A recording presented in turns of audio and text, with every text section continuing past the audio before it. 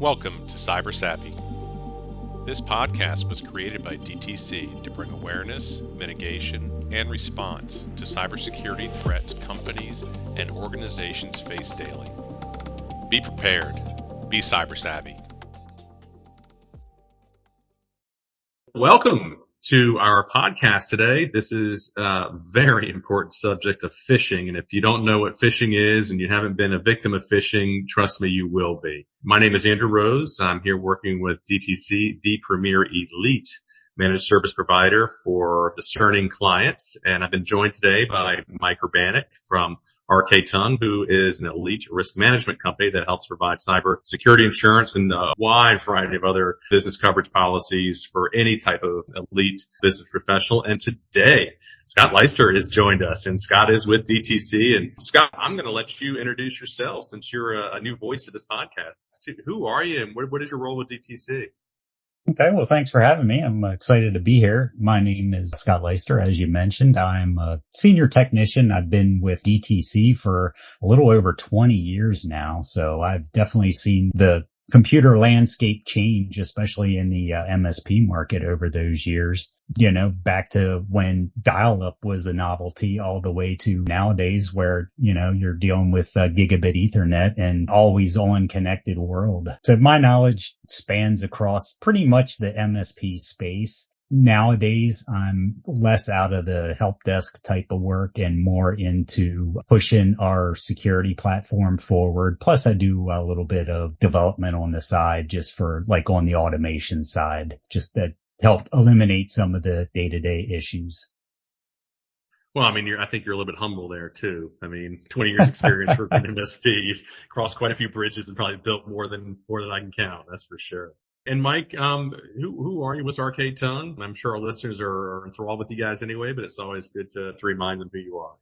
Yeah, absolutely. Great to be here as always. RK-Tongue is a generalist insurance broker. We're over 100 years old, work with all types of industries and clientele with a specialization in those in the medical industry and white collar professions. Cybercrime is very important, and we have a passion for it because it is by far the fastest growing risk segment we see for our businesses. And time and time again, we're the ones on the end of the phone getting the call saying, hey, I had something happen. Do I have insurance for it? And sometimes we get to say yes, and sometimes we have to say no. And that's why we're really trying to champion this education campaign to get people to be aware. What is the risk? How large is it? And what do you need to do to stop it and prevent it? So that's who I am and who we are and our piece in all this. Well, wonderful. We're so happy to have you as a partner in this as well. And I appreciate all the work you've done, the research behind the topic of phishing. And based on the presentation on the history of cybercrime, I am just going to sit back and enjoy this conversation between you and Scott about phishing. And from time to time, I might interject a question or a comment, but for the most part, I'm going to let the two of you have this conversation. Enjoy. Yeah, perfect. So Scott, we see phishing as easily one of the largest and most prevalent types of cyber crimes hitting our businesses. I would say it is the tip of the spear or maybe the first starting point where eventual crimes can flow and begin. You know, phishing, for those who are not familiar, it is essentially a cyber crime that leverages deceptive means, you know, emails, text, phone calls, anything and everything, a communication channel to attempt to trick someone or impersonate someone and get an individual to share credentials for their computer. What they're trying to get a hold of is really just the key into the door, because once they get inside, they can figure out, is this account, is this business worth my time? And almost always the answer is yes. A lot of people are going to receive phishing attacks from many different sources. One of the biggest ones are emails. And, you know, what do they look like is pretty common question we get asked. The answer is they can be infinite and varying in what they look like, depending on your business segment, the type of clientele you work with. But they're often going to have a couple trademarks that you want to look for. One is going to be the email they come from. It's not going to be correct. The bad guys probably cannot get a hold of what Bank of America's email looks like directly. So they're going to make something pretty close. It might say Bank of America with a lowercase a or a different phonetic a, or the at return might not be at BOA. It might be at Comcast. So there's going to be a couple tricks that you can do to look at who it's coming from. A lot of times these are going to hide who is the sender. It's not going to say from Matt Smith at Bank of America. It's not going to have a legitimate person connected to it. It is going to say undisclosed recipients, or it's going to hide that at all because you were part of a big blind CC chain mass mailer. So it's not going to look like it's come from someone specifically on a low end attack. Certainly some who are doing some very identified attacks, and they have identified who your banker might make a true impersonation and do some cyber impersonation of who that person is to get you to lower your guard. But usually these are low barriers, blast off. And then what are they going to ask for? They're going to ask for pretty questionable things, but they might not seem all that questionable at times. And I'll give a personal example, but in a Bank of America, they might put a link that says, hey, sign in here to your Bank of America account. Your payment was overdue. And that can be pretty believable.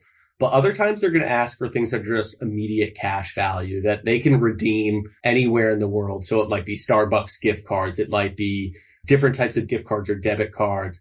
Common ones are iTunes gift cards. In today's world, the easiest thing for these guys is any sort of Bitcoin or cryptocurrency has just put fuel on the fire, because that is the universal currency for any of these bad guys. It doesn't matter where they are, where the end user is. That money flows pretty easily. So anything asking for crypto or to be paid in crypto is a pretty big red flag. Most people and most businesses don't deal in that interchange or monetary currency. So, keep those with a big red flag.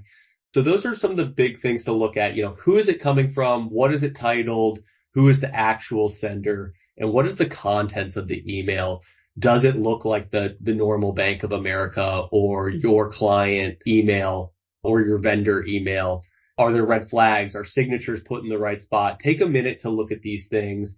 Check any links they might ask for and any type of immediate payment means, whether it's debit cards or cryptocurrencies or e-gift cards. Those are immediate red flags. Yeah, you really covered the gamut there. I don't really have too much to add to that other than to say that, sometimes on like a bank account email, a phishing email, you mentioned about update your financial information or your payments overdue, or they'll send you the message that your account is locked, log in here, just trying to steal those credentials from you. Or sometimes on the other end, they're offering you free stuff. Just like, hey, you won this lottery or you won this, you're eligible for this refund. Just click here. And then it's then you get the bait and switch, which, just send us $100 and then we can give you your $10,000 that you won type of thing. And then, which usually they ask for in the payment of gift cards, or you don't see it too much anymore, but they used to always ask you to wire cash to them through like Western Union or something. But now with gift cards and stuff, they can do it right over the phone as you're there, and they don't have to wait for you to run down to the store or down to, 7-Eleven or something to wire money. But yeah, some other things that look for are just like generic greetings. If it's from your bank, you would think they would be able to address you by name and know who you are, as opposed to dear customer or something along those lines. That's something to look out for. And also you mentioned the email address on the from. Well, sometimes they can do a pretty good job of spoofing the from email address. But if you just hover your mouse over the email address, generally it'll show you specifically what that email address is. And then usually you see it's some randomized Gmail or something like that email address that doesn't look at all like it. A couple other things that you can look at are, does the content of the email, the subject, match? Do they match? Does the subject match what's in the email? Is there anything odd about it that just looks off? Those are just some simple things to easily find a phishing email. But like you said, it's either like they're trying to scare you to act urgently, or they're trying to give you something or just impersonate somebody that you're using just to relax your guard and get you to send them money, because it's all financially driven. They're just looking for the get rich quick scheme, and they'll entice you with those too. But, yeah, just a couple other things that just with phishing emails is that you can look out for is it an expected email? Like, were you expecting this email with an attachment? If not, then, is it a company that you've dealt with or a person who've emailed you something similar in the past? And if not, then chances are it's probably a phishing scam. Or if it is a company that you've dealt with, then such as like your bank, you get the text or the email saying that your account is locked or there's been suspicious activity, click here. It's just don't use the email links. Go to your known links on a separate browser outside a different computer, log into your bank and just verify, or give your bank a call and just say like, hey, I got this email. Is this legitimate? And a lot of times you'll see, even I've seen them on like my utilities, like the electric bill or the gas bill of certain scams that are floating around. Like they'll have information right on their homepage about scams related to their industry that you can look out for just to help you clue in on whether it actually is a phishing email or not. Yeah, you couldn't see my head over what you're saying, but I was doing a lot of nodding, Scott. You dated yourself a little bit with the click here to redeem your prize. I also remember those websites I would visit with the little pop-up box.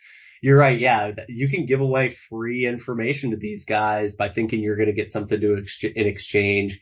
And then you talked about common vendors being impersonated. Amazon's a great one. I think all of us have probably seen at some point, hey, we tried to deliver a package and you weren't available, or missed package. Click here to, let us know you want to redeem it, or click on this link for us to redeliver. Well, everyone expects Amazon packages probably every week at this point. So that's a pretty common one that you can fall for. But, had you gone on to your Amazon account or taken a second to call your bank and actually speak with someone, that is a great way to circumvent these little tricks and mechanisms these bad guys are using to get a hold of you. Yeah, it's interesting you mentioned Amazon, because a few years ago, and now we've used Dell servers, and usually we always buy direct. Well, the one day just popped in my inbox was a receipt for a Dell server through Amazon.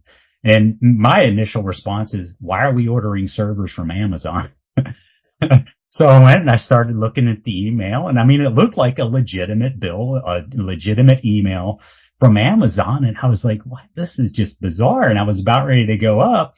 And then I noticed that instead of Amazon.com, it was Amazons.com was the sending email. And I was like, okay, that tells me where it's coming from then. It's a phishing email. But I mean, it looked legitimate. There was nothing on there outside of the send email address that you couldn't determine. Now we actually use link filtering in our email service. So it obfuscates all of the links. So it changes the name. So just checking that, we can't tell where the links go to just by hovering over them, because it goes to our third party service that will analyze those links once you click on it. So that was an option out for us. But yeah, it's definitely interesting. They will definitely use Amazon as a fish, because the majority of people use Amazon to buy stuff. Spear phishing is actually one of the types of techniques that they use. There's multiple techniques that they use, but the easiest one is just pretty much a spray and pray approach, where they just randomly send out mass emails just hoping to catch a fish. Somebody that clicks on a link or downloads a file or enters, their credentials for a service that they think is legitimate coming through. And what they try to do is they use social engineering techniques, which are usually it's one of two ways. It's try to impersonate a service or a business that you deal with to get you to relax your guard and just click the link. And then the other technique that they use is they try to scare you. They will tell you, like, send an email stating that your account is locked for your bank. And if it just happened to nail the right bank, you're terrified that what happened to my bank account, or, there's been a suspicious charge that you want to go and investigate. So they'll terrify you. And then obviously that it's obviously successful, and which is why they keep doing it. And that's more or less, you see what on the spray and pray. Now, unfortunately, probably everybody's information is out there floating around somewhere on the ominous dark web. There's been so many data breaches over the years, and that's just a reality we have to come to expect. And all we can do is just be vigilant and try to, protect ourselves against that. But with that data breach comes the knowledge and databases that these criminals will buy. Then that way they have specific people within organizations that they can target with specific information, which makes their campaign a little more effective because they can impersonate the CEO, the CFO, somebody who's a high ranking individual. Because we have seen instances, even in our company, where the CEO impersonation has gone further than I would have liked. Thankfully, we weren't susceptible to that, but it proceeded past step one, which is terrifying. And you also mentioned about the gift card scheme. We've also seen that in our industry, which has gone past step one, which is also very terrifying.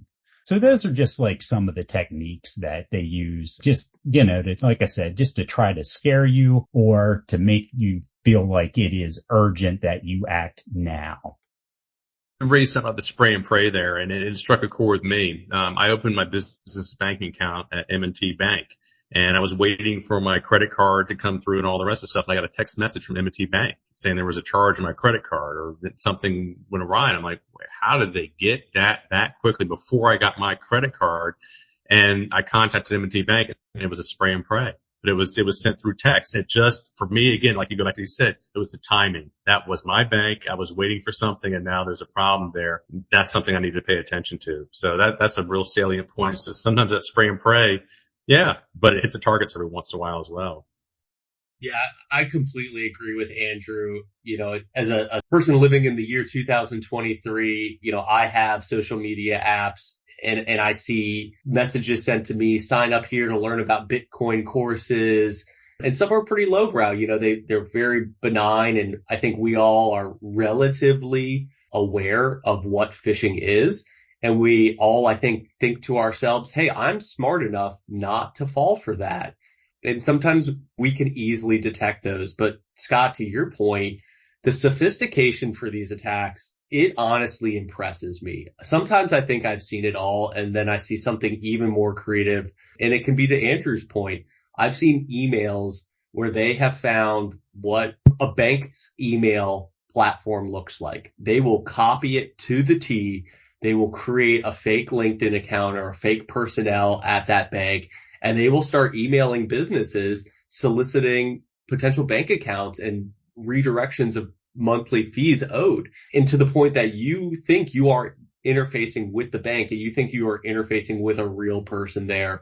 So everyone on the end of this podcast listening, if you're thinking, hey, I'm smart enough to catch these attempts, humble yourself a little bit. These bad guys are infinitely crafty, and they will use infinite channels available to them. And all it takes is one time, because it's low energy, low effort to create these emails and then just blast them out to all the email addresses they found online for free or purchased on the dark web, or to phone numbers. And all they need is a few hits to make it more than cost effective for them. So just take a second look at everything and go a little slower, because these bad guys are very, very crafty, especially if you're a business owner. Yeah, and that's an excellent point. There's just two things I would add to that. Number one is obviously this cyber attacking and like ransomware and stuff. They have almost legitimized those, that they are business organizations now. So they function like a business. So that's what it's up against. It's not just some shady guy in his basement anymore. It's actual organizations. And the other thing that I love your point about being too smart. Even I am susceptible to the phishing emails. There was, we had an example shared with us that we knew it was a phishing email. but we had to figure out why it was a phishing email. And the only thing that determined that was the characters for the letter A were in the Cyrillic alphabet and not the ASCII. And you look at it and you see an A, but it's not the correct A to indicate that, yeah, this is malicious. So yeah, they're very wily, so to speak, to get around just standard perusal. So we just established even the professionals in the room can struggle with identifying these. Are there tools available to us to help screen emails and maybe cut down and filter out the amount of phishing attacks that even hit you, right? Is there a wall or a barrier that could be put up? Well, there's basically spam filtering, which will do some phishing filtering for you.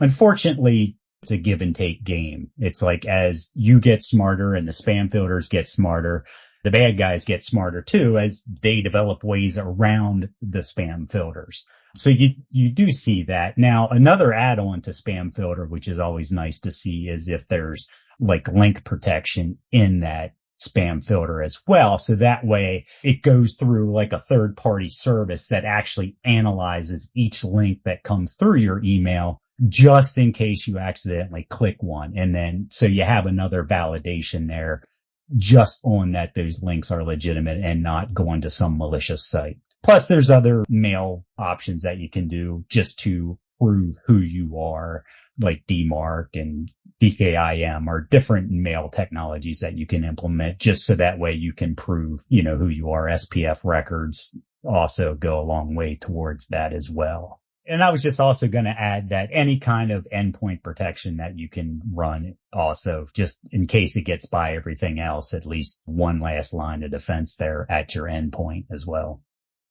So Scott, it sounds like there are technological devices that can be put in place to obviously help and reduce this. It sounds like it's a bit of a nuclear arms race between the quote unquote good guys and bad guys as the tools develop and they understand what tools they're using. Then they update the systems. Then they develop something new and creative, gets it out there. They find out about it, update the systems. Totally understandable. Well, let me ask you this. So it sounds like there's a huge human element involved here as well. What do you recommend clients do to find training or make themselves better or more aware of the avenues that they could be susceptible to these phishing attacks? Well, the easiest thing to sign up for, and usually if you're a service provider, will generally have one. We're actually in the process of rolling one out now. It's pretty much a phishing campaign where it just randomizes emails to everyone in your company that will just send test phish emails, and then it'll just collect that data. And what's nice about it then is on the receiving end is anybody that falls for those phishing campaigns get a nasty email back. You get a nice surprise of cybersecurity awareness training where you get like short little videos like, hey, you fell for this trick. Here's some tips and tricks that you can go through. And they do them kind of like fun scenarios too. And they're usually not long, just to help educate the end user a little bit more about things that they can look out for within phishing emails. Yeah, that vulnerability test, I think, is honestly a brilliant idea. What I found when working with business owners and businesses is, of course, we deal with the owner and the CEO, the C-suite to develop the insurance and risk transfer programs, but they are often not aware of how much access their employees have to their own computer system. So while the C-suite and the owners might really care about protecting their business and their assets, an employee, no fault of their own, just might not be aware of cyber risk or carry this passion as much as them. So what should they become compromised could be just as bad as if the owner was compromised. So it's a great tool to check, hey, who in my organization might be leaving that door unlocked or fall for these, because it doesn't matter where the bad guys get in. If it's the owner's email or login or the front desks, it can just be equally damning and damaging to that business. So I love that idea. Yeah, you're correct. I mean, I've seen entire networks get ransomware based off of just some odd computer that somebody checked their personal email on one time. And you're right. All it takes is one entry point and then the whole system's compromised. Well, that's where the MSP comes in, right? I mean, it's not the fire alarm you want. You'd rather have everything running smoothly and you're taking care of the updates and patches as it is. But once that ransomware attack or the phishing attack occurs and the rest of the attack has been executed and starts to move laterally, that's when firefighter hats come out, right? Yep, that's when you hope you at least have some monitoring and technology in place to at least try to head off or at least alert somebody that, hey, something's going on, to cut it short if possible, or at least investigate like why it happened and what happened and where it came in at. So when you do recover, you can prevent that same incident from happening in the future. Yeah, exactly to your point, Scott and Andrew, and we'll talk about those concepts in the future episodes: data breach, malware, some of the more pervasive and bigger issues that can stem from phishing attacks. But phishing is the first point. The bad guys want to get in. They need the chink in the armor. And most oftentimes it's not how sophisticated your antivirus is. It's not how sophisticated your computer systems are. It's how good are the people using your computers and how susceptible are they to being tricked? They're really leveraging that human element. And once they leverage that and use it correctly and get that login, then the floodgates can open and the real problems can occur and other issues develop. And again, we'll talk about those. What is data breach? What is malware? What are the IT solutions that can help with those and remedy those issues, which are far larger, but it all has to start somewhere, and it's phishing. And this is why we are really passionate about preventing this, because should you stop this first step, you prevent everything else down chain. And we find, yeah, it's part IT, but mostly it's humans. Why is it so pervasive? Well, I found the reason it's the most pervasive and why it's the first point is the barrier to entry is very low.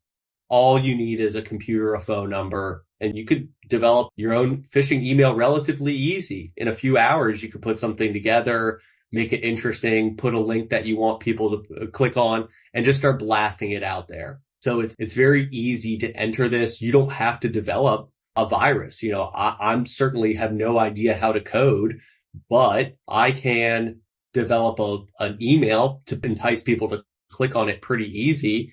And should I get some login credentials or some emails and passwords impersonating a Microsoft employee? You know, Scott mentioned earlier, there's a whole market. There's a economy for these businesses. So I could sell that to another hacker who now wants to go onto that and download the malware. There are links and steps in this process for multiple businesses to exist. And that's why I find it's the most pervasive. It's the easiest to get into. It takes relatively no IT or technical skills, and you can be very effective and make a lot of money as a bad guy just blasting out emails or text messages to businesses. Scott, quick question for you. I know that on my Microsoft Outlook, when I get a suspicious email or one that I know is a phishing attack, there's a little fish hook I can press to report that. And I know it deletes the email from my inbox. What happens? Where does that report go to? And is that common that most email servers now have that or that reporting of the phishing attempt button for folks to push? Yeah, they do, because that helps who's ever running your service to improve their techniques and their heuristics to actually look at what got through. So it's always best to report spam. There's even like third parties out there. I think it's one called like the Anti-Phishing Working Group. If you get a suspected phishing email, you can find them on Google and just forward your phishing email over to them. And they're in the business of stopping cybercriminals, but always report spam as you see it, because guaranteed if you get one, you're going to get a lot more. And it's usually like in campaigns where you see a bunch at a time. So if you start reporting all of those, then your spam filters and your email protection services can learn and they can get better. And then they can start, preventing that from getting through and protecting at least against one attack vector. Well, hopefully at this point, people are aware of what a phishing attack is, some of the avenues and channels that can come through. And I think we might have been doing a little bit of a disservice with talking about Amazon. While it's very relevant, it makes it seem small. Your little package, what are these things? And people might be thinking at this point, Mike, that wouldn't be that big of a deal if it hit me. I wouldn't get compromised too much. But all they need is that chink in the armor for some major damages to come downstream. And I'll just give you a couple examples. So back in January 2016, there was an Australian aerospace parts manufacturer. There was a phishing email that went out to the employees of the business, and the phisher was impersonating the CEO of the company. And he asked for them to do a parts acquisition, and someone in the billing and accounting department authorized a $42 million fraudulent transfer based off that email. So if you think these are small potatoes, someone got in, found the CEO's email, sent a legit email over to the billing and accounting department, and they thought it was legit. It looked legit, and they did the parts acquisition per what they were told and transferred $42 million to the wrong person. And let me tell you, once that money gets sent, it pretty much evaporates into thin air. There's not much recourse for that. They're major corporations who you think are incredibly sophisticated and big players in the tech world.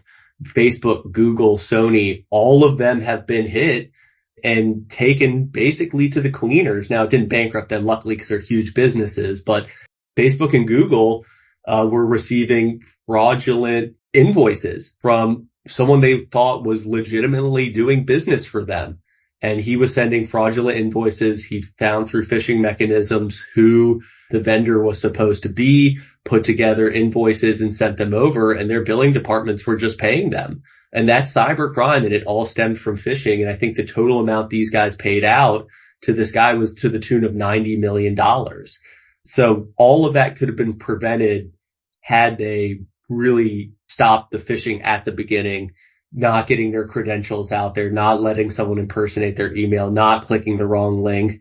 So, yes, these things have small beginnings in the sense that it could be something as benign as click here to redeem your prize, or click here, you missed your Amazon package. But once your information's out there, the bad guys can do a lot of damage with it downstream. And yes, there's monetary damages, but there can be colossal reputational damages. We've had clients who have been victims of phishing scams. The bad guys have gone in, figured out what their bills and invoices looked like, changed the account number on the emails, and then been sending them out to the business's real clients. And their clients were paying, but they were paying the wrong person. All of those damages started from phishing. Someone let them in and let them understand what their accounting system and their invoices looked like. And so, yes, there's financial damages.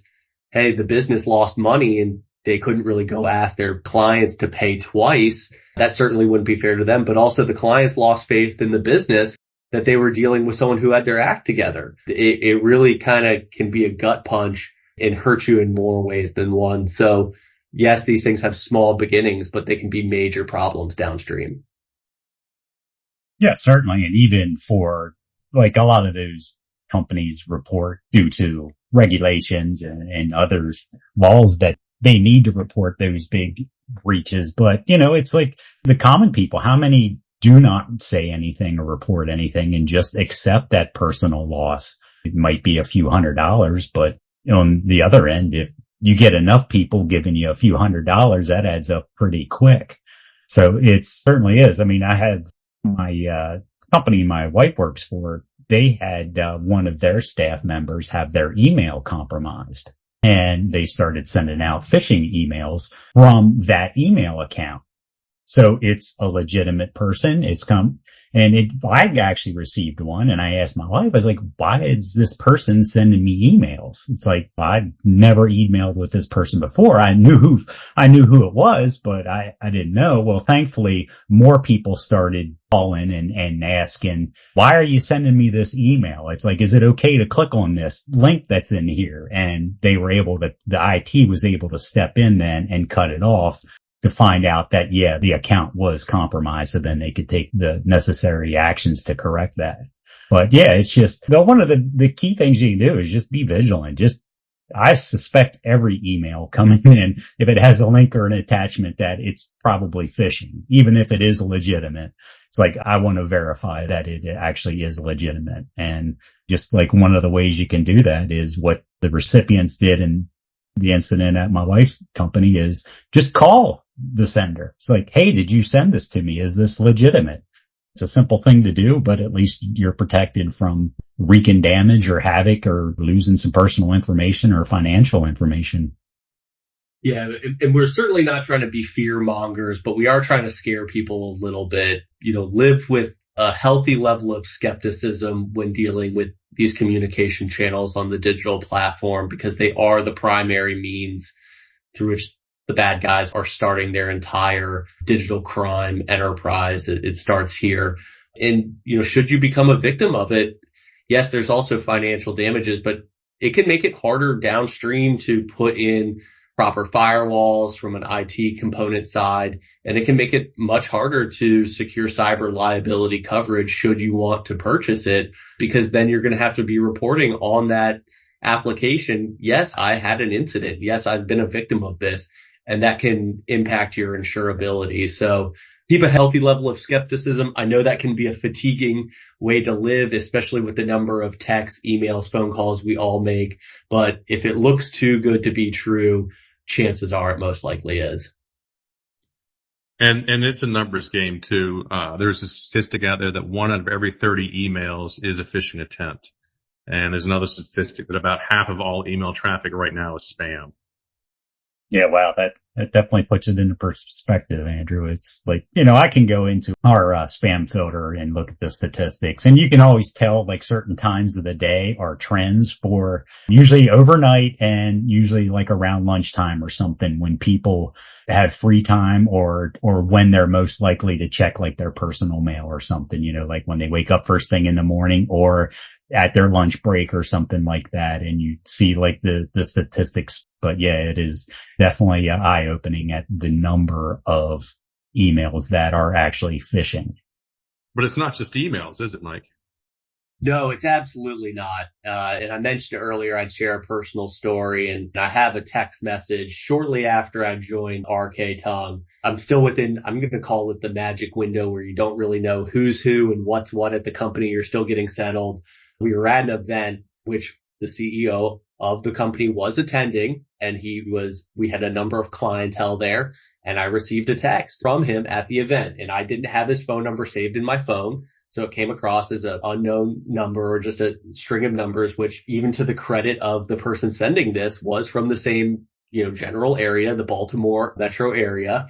And it goes, hey, Michael, can you get this done ASAP? I need a couple of gift cards. Here are some listed guests I want to present the cards to. How quickly can you arrange them? Because I need to give them out in 30 minutes. Would you be able to provide me with the type of gift card and the amount? And there was a list provided, and then it's signed from our agency president at the time.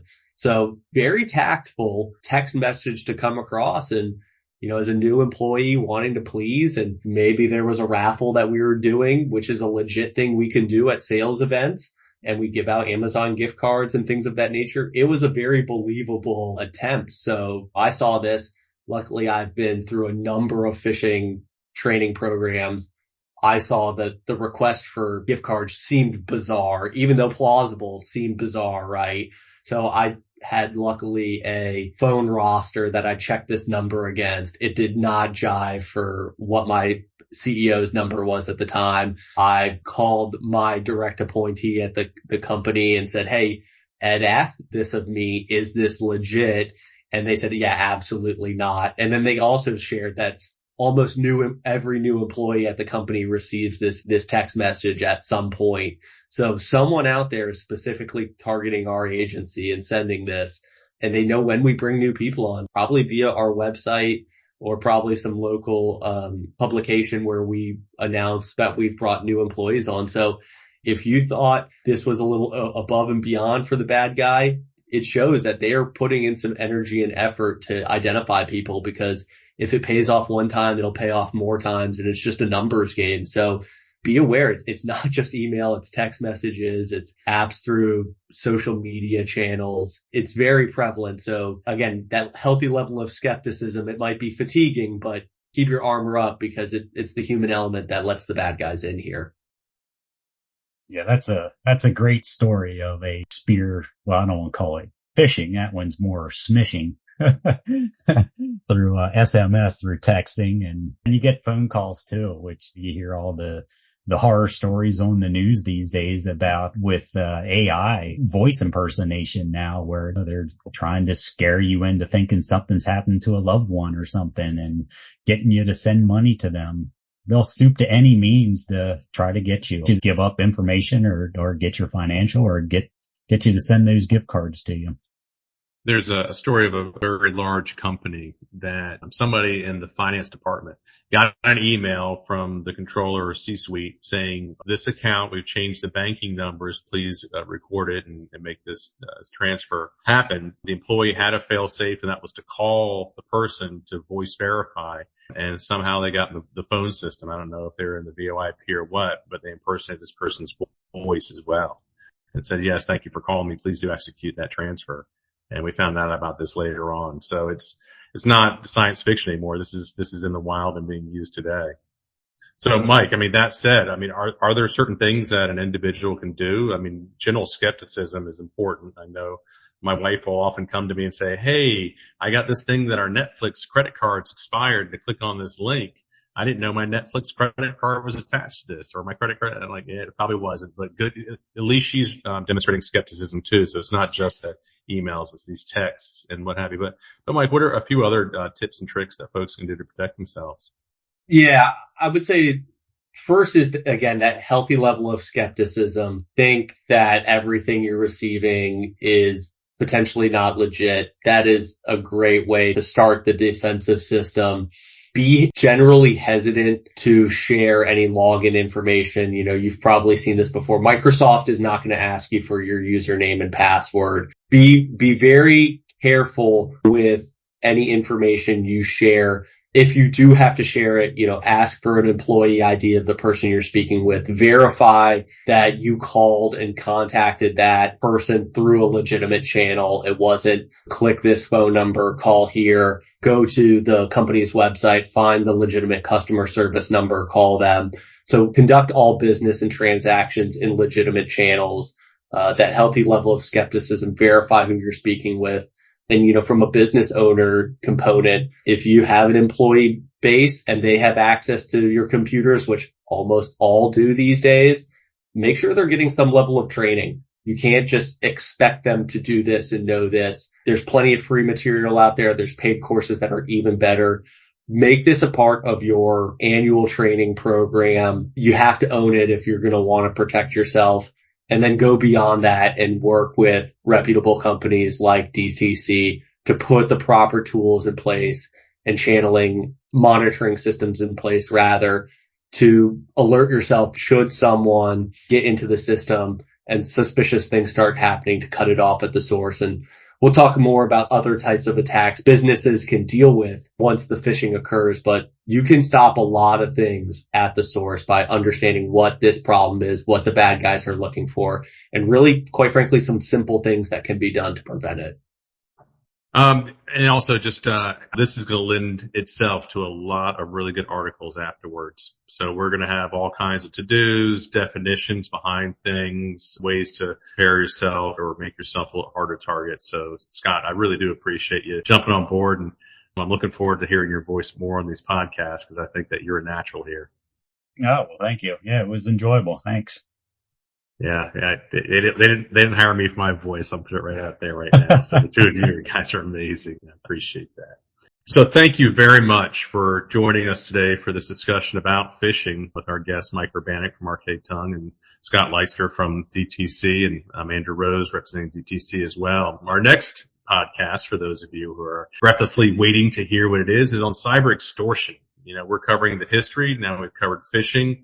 The extortion part is one that you definitely want to tune in for. So looking forward to speaking into your ears next time at our podcast. For more information, you can reach us at dtctoday.com, arcadetongue.com, or you can email us at askus@dtc.com. We'd love to hear from you. If you have some particular phishing stories that you want to share with us, please do. The more details that we can get about these particular attacks, the more we can protect ourselves and our clients. So thank you very much, and have a wonderful week.